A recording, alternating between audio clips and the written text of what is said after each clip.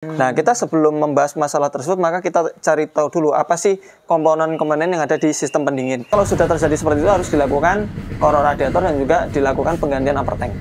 Kalau misalnya upper tanknya bermasalah, karena kan kebanyakan upper tank belakangan ini plastik, silinder head mengalami kelengkungan.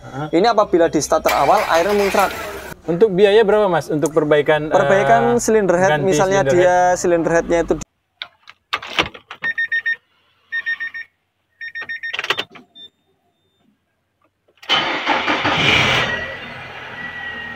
Assalamualaikum Mas Ardi. Waalaikumsalam warahmatullahi wabarakatuh, Pak Taufik dan juga Sobat Apedia. Gimana kabarnya, Pak? Alhamdulillah, Mas Ardi. Ya, Pak. Kemarin baru kita upload, Mas, video pendek. Oh ya, video pendek ya? Iya, video pendek, 3 video itu yang kita laporkan ke Pak Taufik ya. Ini Pak, ada contoh kasus Pak untuk video-video apa sih yang mengalami masalah di ini ya, khususnya di mesin ya? Mesin ya, terutama pendingin. Betul. Gimana, ada Pak beberapa teman sudah menebak, wah itu pasti masalah kelengkungan, nah gitu kan? Oh ya gitu. Nah ini biar kita mendengar dari ahlinya. Waduh. Saya hanya sedikit, saya hanya Pak. Kan? Ya, jadi gini Pak Taufik, sebelum kita membicarakan masalah kasus yang nyembur air radiator. Itu memang merupakan satu di antara penyakit dari sistem pendinginan mesin. Jadi, nah kita harus tahu dulu nih ya, apa sih sebenarnya komponen-komponen yang ada di dalam sistem pendinginan, sehingga mesin tersebut itu bisa mengalami pendinginan. Jadi dia kinerjanya bisa panjang atau lama. Karena kan kalau semakin panas kan dia akan semakin cepat rusak mesin itu. Tapi makanya di sana dilengkapi dengan pendingin. Nah, perlu diketahui bahwasanya pendingin mesin itu memiliki dua cara. Pertama atau dua tipe. Pertama, pendinginan tipe udara. Umumnya mobil-mobil atau kendaraan atau mesin yang memiliki pendinginan udara itu mesinnya itu dirancang memiliki sirip atau kisi-kisi. Nah, itu fungsinya adalah untuk menangkap udara dan juga melepaskan panas di area mesin. Jadi nanti rambatannya dari kisi-kisi tersebut nanti akan dialiri udara dan nanti panas akan terlepas. Tapi kalau untuk saat ini kebanyakan hampir semua mobil itu sudah memiliki pendinginan dengan sistem air. Atau kalau air itu bahasa Inggris, Pak. Bahasa Indonesia banyu. Ya, sistem pendinginannya adalah air. Nah, kalau di sistem pendinginan air ini, jadi gini, kenapa kok mesin itu harus dikasih sistem pendingin air dan apanya yang didinginkan? Kayak gitu. Nah, yang didinginkan adalah mesinnya itu sendiri, Pak Taufik. Jadi mesin itu di area tengah-tengah blok itu, di sana ada mesin, Pak. Apa kita ke sana aja kali ya? Oke. Nah, lagi ada mesin dibuka.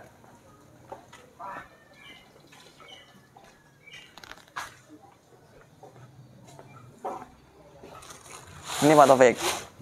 Tuh, Mas Ardi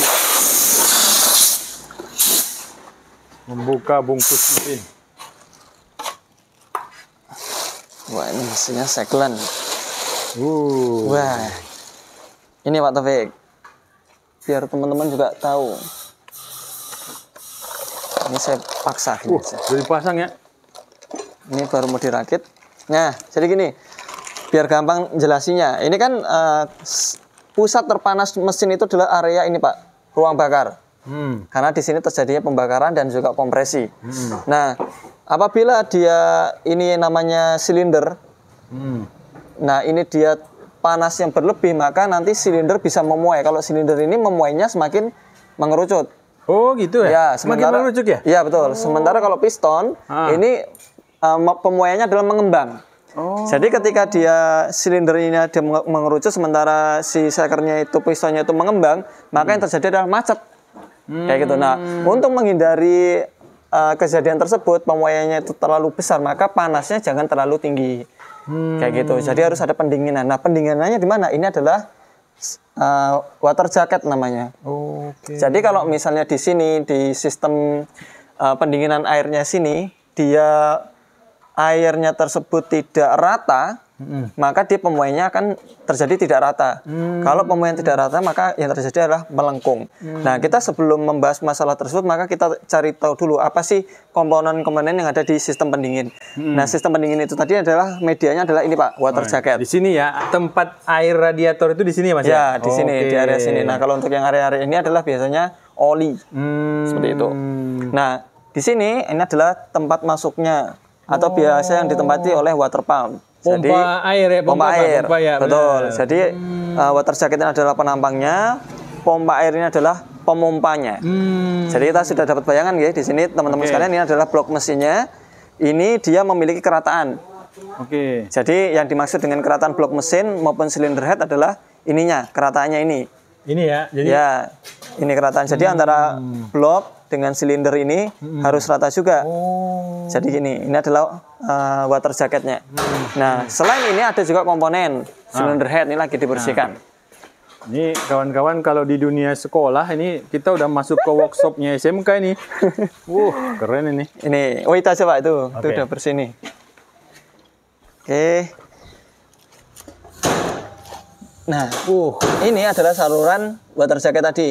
Jadi air itu mendinginkan bukan hanya dari silindernya saja atau bloknya saja, tapi juga silinder headnya. Karena di sini adalah ruang bakar. Sini panas juga Pak. Jadi supaya pemuaiannya dia nggak terlalu kebablasan ya, maka di sini harus ada air. Seperti itu. Oke, sudah dapat bayangannya Pak Taufik ya? Jadi sampai ke sini juga masuk air itu berarti ya? Air itu masuk ke sini di antara sini. Sudah dapat bayangannya nggih? Nah, ini adalah kerataannya di sini. Oke, kita akan cerita lagi sana. Ke mobil lagi. Nah, kita kembali ke mobil kawan-kawan. Oke, tadi dua komponen sudah kita sebutkan. Ada water jacket sebagai medianya, penampangnya, ada water pump. Kemudian dari water pump itu sendiri nanti air keluar dari outlet mesin. Masuk ke dalam yang namanya radiator. Nah, kemudian dari radiator tersebut di sini akan selang-selang penghubung. Ada atas, ada bawah selang tersebut. Jadi ketika dia di bawah, nanti mungkin kalau untuk yang mobil-mobil matic ada dia saluran untuk oli matic masuk ke sistem radiator. Tapi dia nggak akan bercampur dengan air karena ada skat di sana. Nah, kemudian setelah dari ini ada outlet selang, ada selang inlet yang di bawah yang masuk ke dalam mesin, tapi di sana ada pintu namanya termostat. Termostat. Nah, itu adalah komponen-komponennya. Kemudian kita akan lanjut ke permasalahan-permasalahan. Jadi di sistem pendingin ini ada, meskipun dia ini ya sistemnya adalah dingin air, tapi dia tetap ada permasalahan di sana. Yang paling sering terjadi masalah pertama adalah radiatornya. Jadi radiator itu dia kan ini Pak Taufik yang dinamakan radiator. Ya. Jadi di sistem radiator ini dia memiliki kisi-kisi. Kisi-kisinya ini adalah berfungsi untuk melepas panas. Jadi air yang masuk ke dalam sistem radiator itu akan didinginkan oleh radiator itu dengan bantuan udara. Tapi udara yang dibutuhkan itu memang cukup banyak, terutama hisapan ya. Karena kalau dari depan itu dia kan udara dari sekeliling. Tapi kan kalau mobil berhenti, udara dari depan pasti akan kurang. Ya, betul. Makanya di sana harus dilengkapi dengan motor fan, kipas ya, atau kipas. Jadi kipas itu bisa bentuknya visco, mengikuti putaran mesin, atau motor fan. Jadi dia tergantung sensor yang memicu. Ada sensor regulator pressure, sensor AC, dan juga sensor switch yang ada di mesin. Jadi switch yang ada di mesin ini dia memicu panas. Jadi membaca panas, yang dipicu adalah panas. Nah, kemudian kalau misalnya dia radiator itu masalahnya apa? Pertama, buntu. Buntu ini bisa disebabkan karena kerak yang ada di mesin itu. Tadi kan di mesin kita udah ngeliat ya Pak. Di sana ada kerak-keraknya. Itu kerak-keraknya itu bisa saja masuk ke dalam radiator dan menyumbat saluran radiator yang kecil bentuknya. Bentuknya itu sangat kecil sekali. Mungkin kalau di bicara mili hanya 1 mili mungkin. Iya, betul. 1 mili untuk jalurnya itu. Tapi dia memiliki banyak jalur. Nah, apabila nih paling nggak kayak gini Pak bentuknya Pak. Mirip-mirip kayak gini lubangnya. Kayak gitu. Nah, itu saluran radiator. Tapi kan jumlahnya banyak. Nah, dia kalau misalnya tadi ada kerak itu tadi yang menyumbat saluran tersebut, maka dia sirkulasi air menjadi terhenti. Kalau air nggak sirkulasi, maka yang masuk ke radiator itu juga debitnya nggak banyak. Kemudian nanti di sana nggak bisa masuk ke water jacket. Akhirnya yang di dalam water jacket karena nggak ada sirkulasi, nggak terjadi perpindahan, yang terjadi adalah panas berlebih. Akhirnya umap. Kayak gitu. Akhirnya air juga ikut memuai. Jadi yang memuai itu bukan hanya aluminiumnya saja, bukan hanya besinya saja yang ada di mesin, tapi juga air tersebut bisa memuai. Nah, kalau air sudah memuai, biasanya kalau misalnya dia itu tadi mampet, itu akan mengakibatkan upper tanknya bocor. Upper tank itu yang dinamakan upper tank ini teman-teman. Jadi ini yang warna hitamnya upper tank, yang ini radiatornya. Jadi biasanya disambungan sini nih. itu dia terjadi buih-buih air, atau mungkin kalau dia parah itu air tersebut akan keluar. Makanya sering dilakukan pressure tekanan. Jadi pressure, jadi pressure tester. Dilakukan tekanan. Itu supaya untuk mengetahui kalau misalnya air tersebut terjadi pemuaian, si radiator mampu nggak menahan tekanan tersebut. Seperti itu. Nah, biasanya kalau dia nggak mampu, upper tanknya akan muncrat keluar air. Ya? Nah, itu kalau sudah terjadi seperti itu harus dilakukan korek radiator dan juga dilakukan penggantian upper tank. Kalau misalnya upper tanknya bermasalah, karena kan kebanyakan upper tank belakangan ini plastik. Plastik ya. Nah, kenapa dilakukan bahan plastik? Karena dikhawatirkan kalau dia menggunakan kuningan, yang kalah bukan radiatornya tapi mesinnya yang kalah. Iya. Iya, seperti itu. Mas Adi, sebentar, ini komentar saya sedikit ya. Ya. Karena kemarin kan kita sudah banyak juga meliput tentang mesin. Mesin sekarang ini kan banyak menggunakan aluminium ya. Iya, betul, Pak. Jadi pabrikan itu menjaga betul ya. Betul. Biar mesin itu tidak hancur. Biar mesin itu nggak hancur, seperti itu. Jadi yang dikalahkan radiator. Seperti itu. Nah, tapi itu kan nanti kan akan ada peringatan, Pak. Nanti kan kita bahas. Lalu kemudian kalau radiator itu tadi sudah, misalnya untuk masalah radiator kita sudah clear ya, termasuk solusinya. Mungkin harganya sekalian Pak Taufik ya. Jadi kalau untuk korok radiator rata-rata harganya 150 sampai 300 ribu koroknya. Kalau untuk upper tank itu mulai dari 150 ribu sampai dengan 400 ribu. Itu asli? Enggak asli. Aslinya biasanya jadi satu, Pak. Oh iya, nggak dijual terpisah ya? Jadi kalau yang ganti upper tanknya saja biasanya itu adalah barang yang alternatif part. Seperti itu. Tapi itu bisa dilakukan sebagai alternatif juga. Kemudian tingkat keawetan mungkin ya sekitar 2 tahunan lah. Nah, keluar dari tadi yang kita masalah radiator ini udah clear. Mungkin kalau misalnya radiator sampai memuai lagi, tinggal cari tahu apakah motor fan-nya hidup atau enggak. Seperti itu. Nah, kemudian di selang-selang juga itu juga penting. Selang ini kan terbuat dari karet, Pak Taufik. Karet itu dia memiliki masa atau usia. Kalau dia udah umurnya biasanya udah di atas 7 tahun, itu karet-karet yang di mesin ini, terutama karet radiator ya, itu udah mulai ada retakan. Kebanyakan retakan ada di ujung radiator. Tapi kalau radiatornya sering dilakukan ini ya Pak ya, bongkar pasang. Bongkar pasang, maka perlu diperhatikan di ujungnya ya. Iya, di ujungnya itu. Kalau dia di ujungnya itu udah retak atau dia pecah, maka sebaiknya itu dilakukan penggantian. Yaitu supaya nanti tidak terjadi masalah ketika air memuai. Nah, kalau airnya memuai itu dia akan bertambah parah penyusutannya. Nah, kemudian masalah yang sering terjadi juga di termostatnya Pak Taufik. Termostat kalau misalnya dia umumnya itu 80 derajat udah buka. 80 derajat udah buka. Nah, kemudian kalau 80 derajat udah buka itu dia akan sirkulasi air tersebut. Jadi kalau dia belum 80 derajat belum buka. Karena memang di mesin sendiri itu kan dia membutuhkan ini Pak, suhu kerja.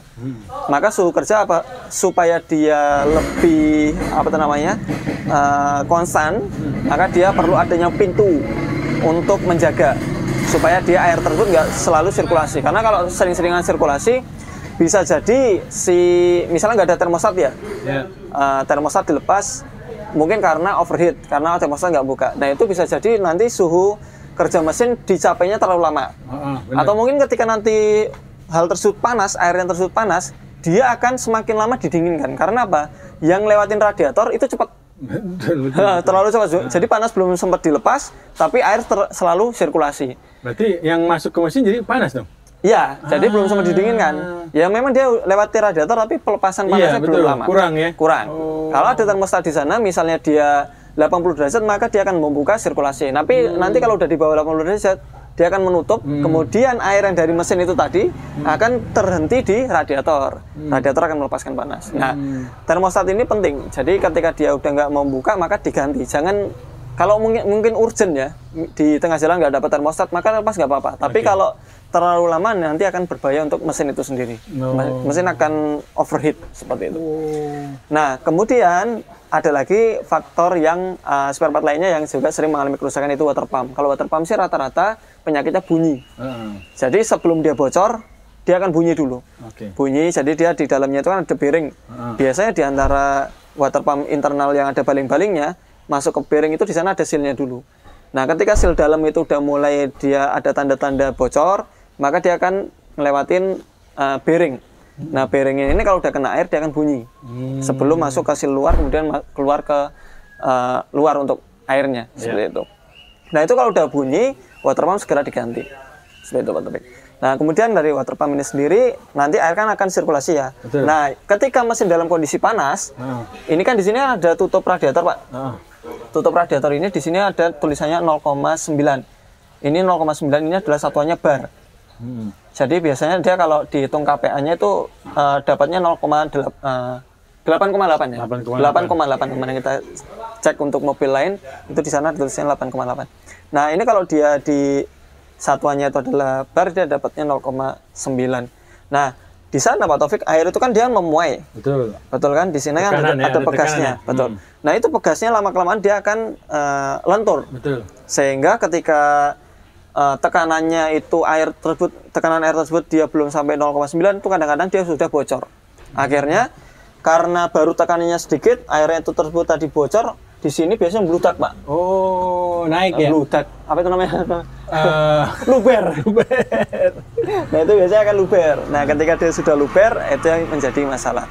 Nah, sekarang kita masuk ke permasalahan mesin. Mesin, ya.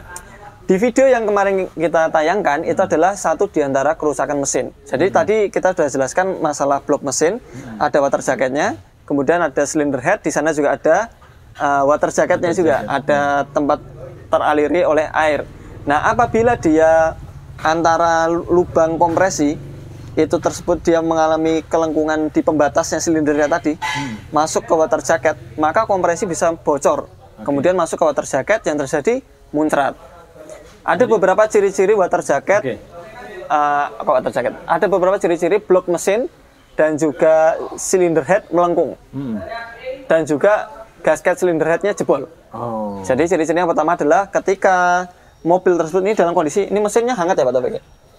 Ini hangat. Jadi ya, hangat. Tulisannya ini adalah orang Korea mengatakan gini Pak. Oh ya sih. Nah, artinya ini jangan dibuka ketika panas. Nah, itu kita buka. Tapi ini nggak terlalu panas ya? Nggak terlalu panas. Ya. Jadi ketika panas jangan dibuka teman-teman. Ya. Ini mesin nggak terlalu panas. Jadi hangat ya. Ini kita buka. Nah, di sini ada airnya Pak Taufik. Betul. Ada air. Ini coba saya tambahkan biar teman-teman di rumah melihat. Kalau nambahkan air radiator bisa pakai air aki. Oh bisa Mas ya? Bisa. Atau pakai air mineral bisa. Nah, ini teman-teman. Oke. Di antara tanda-tanda bahwasanya blok silinder mengalami kelengkungan, silinder head mengalami kelengkungan, ini apabila di starter awal airnya muncrat. Setinggi segini biasanya. Seperti di video. Jadi ini mesinnya hangat. Kita akan coba starter Pak. Ini saya akan coba starter ya. Mari kita saksikan kawan-kawan. Oke. Yuk. Oh, normal. Normal ya? Iya. Saya matikan. Karena saya mau cerita Pak. Oke teman-teman. Jadi ini ketika dia di starter awal atau mungkin kondisi mesin hangat, kemudian di starter, kalau dia silinder headnya dan juga blok mesinnya dia mengalami tidak rata atau mungkin gasketnya dia jebol, maka yang terjadi seperti tadi sudah kita saksikan di area mesin sana, itu kan piston kan naik turun, maka dia akan terjadi kompresi. Kalau misalnya dia melengkung, maka kompresi akan masuk ke water jacket. Akhirnya water jacketnya impactnya ke sini Pak, ke selang yang outlet ini. Ketika masuk ke selang outlet, maka dia akan menyembur. Oh gitu. Seperti itu. Nah itu kalau dia posisi di starter, misalnya kondisi hidup, dia akan meluap-luap seperti di video. Jadi dia akan loncat-loncat.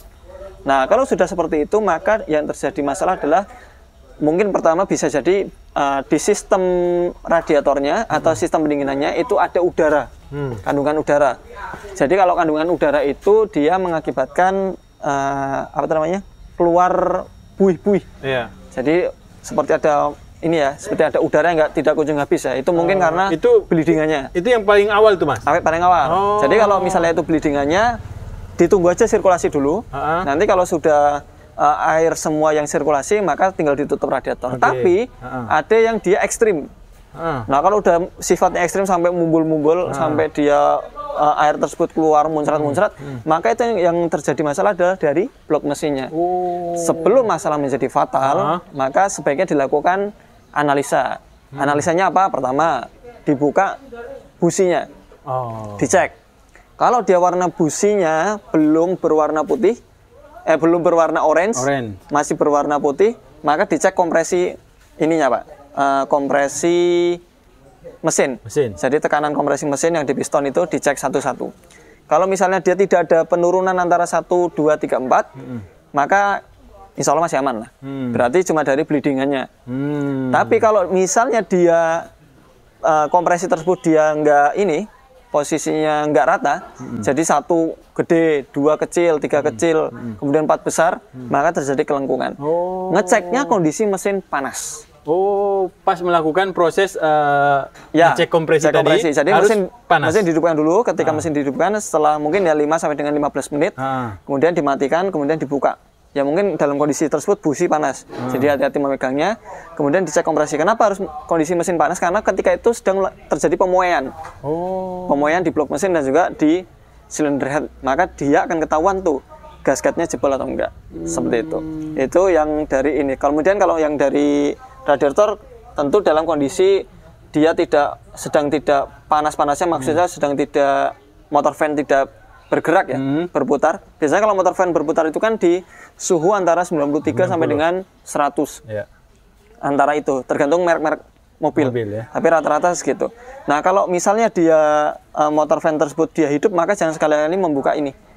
Tutup ya? Tutup. Karena kalau dia membuka tutup, biasanya ini akan tekanannya tinggi, kemudian akan nyemprot. Seperti itu, Pak. Nah, itu adalah ininya Pak, tanda-tandanya. Kemudian apa saja yang rusak. Nah, solusinya gimana? Kalau solusinya ketika dia sudah terjadi seperti itu, kemudian didapati busi sudah berwarna oranye, apalagi kalau dia setelah perjalanan jauh, kemudian mesin dimatikan, lalu dihidupkan lagi, tidak kunjung nyala, itu bisa jadi dari air masuk ke ruang bakar. Yang lebih parah lagi, kalau oli mesin sudah tercampur dengan air. Nah, urutannya gimana kok oli mesin bisa tercampur air? Tadi kan ada water jacket Pak. Water jacket tadi nyebrang masuk ke dalam ruang piston, sehingga di antara piston sama silinder kan ada celah. Air masuk melalui celah-celah tersebut, kemudian turun ke ruang oli. Nah, lama-lama kalau itu didiamkan nanti bisa water hammer. Kemudian pistonnya ngunci, lalu patah stang pistonnya. Patahan stang piston yang masih dibawa putar oleh crankshaft itu akan melubangi blok silinder. Akhirnya biayanya semakin tinggi. Jadi sebelum water hammer terjadi, maka dilakukan pembongkaran, minimal silinder headnya dibuka, kemudian untuk gasketnya diganti. Nanti silinder head dibuka kan kita bisa mengukur kelengkungannya, blok silindernya juga bisa diukur kelengkungannya. Kalau bloknya ikut melengkung, maka diturunkan mesinnya, kemudian di slap bloknya. Tapi kalau misalnya bloknya masih aman, ya nggak perlu diturunkan. Seperti itu, Pak. Untuk biaya berapa, Mas? Untuk perbaikan silinder head, misalnya dia silinder headnya itu dicek, kemudian dia di slap, itu mungkin sekitar 1,5 sampai 3 jutaan ya. Kalau dia hanya mengganti gasket, gasketnya jebol saja, tergantung harga gasket. Itu kan rata-rata 500-an. Harga gasket itu kalau yang original. Plus jasanya sekitar kurang lebih 700 sampai dengan 1.500.000-an. Untuk mesin-mesin HR, tapi kalau mesin-mesin yang VQ itu yang agak susah, itu bisa sampai 4 jutaan. Baik.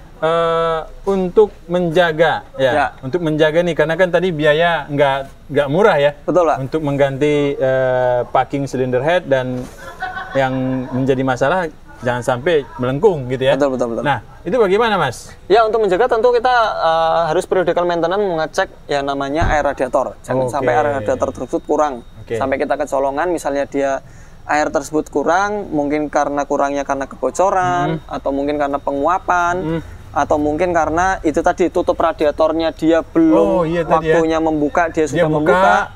Akhirnya air luber di tank reservoir. Nah, itu perlu dilakukan pengecekan dan juga dilakukan korek radiator. Selain itu juga dilakukan cek yang namanya termostat dan motor fan-nya. Jadi kalau untuk selama itu dilakukan pengecekan itu masih bagus, dan kalau mobil-mobil lama sih justru bahaya menggunakan coolant ya Pak. Karena nanti bisa mengakibatkan kotoran yang ada di dalam mesin itu tadi akan terkikis oleh coolant, kemudian coolant akan ikut sirkulasi sehingga membuat radiator menjadi buntu. Tapi kalau mobil-mobil baru, sarankan pakai coolant. Gitu. Mas Ari, ada pertanyaan Mas. Kalau yang tadi itu syarat-syarat yang harus kita servis atau kita maintenance tadi, itu kita sudah sudah kita lakukan dan kita jaga. Mungkin nggak sih mesin ini bertahan umurnya lebih lama? Betul, tentu Pak. Ketika dia, jadi gini, mesin itu kalau olinya itu rutin diganti, kemudian air, jadi kan pendinginan mesin ini tuh ada dua Pak sebenarnya. Oh. Ada pendinginannya dari luar, ada dari dalam. Kalau dari dalam itu dari oli mesin, kalau dari luar itu adalah sistem tadi ada udara, ada yang sistem pendinginan air. Kayak gitu. Kan kebanyakan kan air. Nah, selama untuk airnya itu tadi dia kondisinya levelnya itu bagus, nggak ada kebocoran. Kita bicara di luar oli ya. Kemudian dia apa itu namanya? Motor fan-nya juga hidup. Nah, kemudian juga yang namanya termostat itu dia tidak mati, artinya dia kerjanya 80 buka, di bawah 80 nutup, maka itu mobil itu rata-rata umur bisa 15 tahun ke atas. Nggak ada masalah. Tanpa pernah turun mesin? Tanpa pernah turun mesin. Kecuali oli mesinnya. Karena Mas tadi bilang dua ya? Dua pengaruh faktor pendinginan Jadi mesin kalau tadi. oli mesinnya itu rutin dicek, kemudian air radiator itu rutin dicek, wes itu mobil jaminan 15 tahunan aman. Jadi kunci untuk ketahanan mesin itu dua tadi Mas ya? Dua tadi. Air dan oli? Air dan oli. Betul. Ininya dua. Seperti itu Pak Taufik. Mas Ardi. Mas Ardi, bisa dikasih tahu tadi total biaya kalau kita itu membongkar yang paling murah dan yang paling mahal? Yang paling murah tentunya adalah tutup radiator. Wah. Ini perlu diperhatikan. Jadi berapa nih Mas nih? Ini rata-rata harganya 150 sampai 300 ribu. 150 ribu mobil Anda nggak turun mesin? Bisa aja nggak gitu juga Pak. Kadang Pak Taufik nih bikin judul ngerepotin orang. Ya intinya gitu teman-teman. Ya, ini juga penting dilakukan. Kemudian yang paling mahal ya. Tadi paling murah. Terus paling murah ini 150 ribu, paling mahal. Sekarang paling mahal ya. Kita di turun mesin Pak. Turun mesin. Itu turun sama mesin kan jasa dan itu sudah jasa dan part. Rata-rata kalau turun mesin tadi kan turun headnya aja ya yang kita sebutkan ya. Kalau untuk turun mesinnya bisa sampai 8 jutaan. Itu jasa dan part? Jasa dan part. Oh 8 juta ya? Tergantung mesinnya. Tapi kadang-kadang ada yang 5 juta, ada yang 8 juta, tergantung varian. Rata-rata 5 sampai 10. Wow. Seperti itu. Apalagi Pak, misalnya yang belum saya sebutin harganya misal water pump ya. Ya, water pump tadi. Water pump itu rata-rata 350 ribu barangnya sampai dengan 1.500.000. Tergantung tipenya juga. Dan untuk jasa sih kalau mobil-mobil Livina kayak gini cukup mudah ya, kita ngelepas paling sekitar 2,5 jam. Itu sekitar 250 ribu. Kemudian nanti yang paling sering dipantau airnya Pak. Kan air murah Pak. Iya. Ya mungkin itu Pak Taufik. Baik, Mas sudah sebutkan semua yang menyebabkan air nyembur ya. Nah, jadi udah ketahuan tuh bagaimana sih logikanya sehingga air itu bisa nyembur. Iya, betul. Ya, bukan tiba-tiba langsung gasket gitu loh kan. Ya benar di sana, tapi gimana prosesnya gitu ya. Jadi bukan langsung gasketnya yang rusak, ternyata ada banyak hal poin-poin yang Mas jelaskan tadi. Betul Pak. Seperti itu Pak Taufik. Yang mungkin itu ya. Kita tutup video ini. Semoga video ini bermanfaat buat teman-teman. Kalau teman-teman mengalami masalah yang serupa atau mungkin ada sesuatu yang belum kita sebutkan, silahkan tinggalkan komentar, sharing di kolom komentar sehingga kita bisa pin. Oh, ini adalah komentar terbaik komentar paling atas. Terima kasih. Semoga video ini bermanfaat. Assalamualaikum warahmatullahi wabarakatuh. Waalaikumsalam warahmatullahi wabarakatuh.